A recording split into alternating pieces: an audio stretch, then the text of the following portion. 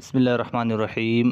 میرے عزیز دوستوں بزرگوں، جب ہم بیمار پڑتے ہیں تو ہم کوشش کرتے ہیں کہ کوئی ایسی دوا کھا لیں جس سے ہمیں جلد از جلد شفا مل جائے۔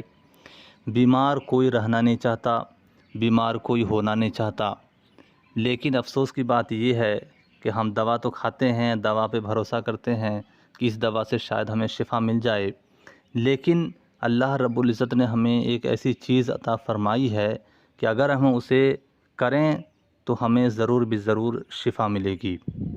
اور حیرت کی بات تو یہ ہے کہ وہ چیز اللہ تبارک و تعالی ہمیں دین میں 5 مرتبہ عطا فرماتا ہے کہ تم اسے کرو تمہیں شفا ملے گی، لیکن پھر بھی ہم اس کی طرف توجہ نہیں دیتے، اس پر دھیان نہیں دیتے، اور اگر دھیان دیتے بھی ہیں تو پھر ہمیں شیطان بہکا دیتا ہے، ہم شیطان کے ورگلے میں آ جاتے ہیں۔ تو میرے عزیزو، وہ چیز جو ہمیں شفا دیتی ہے وہ کوئی اور چیز نہیں بلکہ وہ نماز ہے۔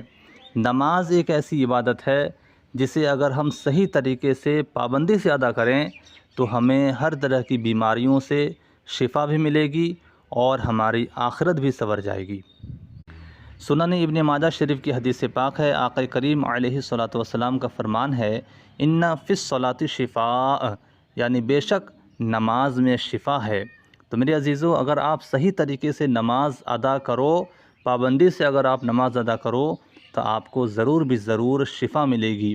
لوگ بہانے کرتے ہیں کہ ہمارے پاؤں میں درد ہے، کمر میں درد ہے، آج نہیں کل پڑھ لیں گے، بلکہ کچھ دنوں بعد پڑھ لیں گے، اس طرح وہ نماز چھوڑ دیتے ہیں جس کا گناہ انہیں ہوتا ہے۔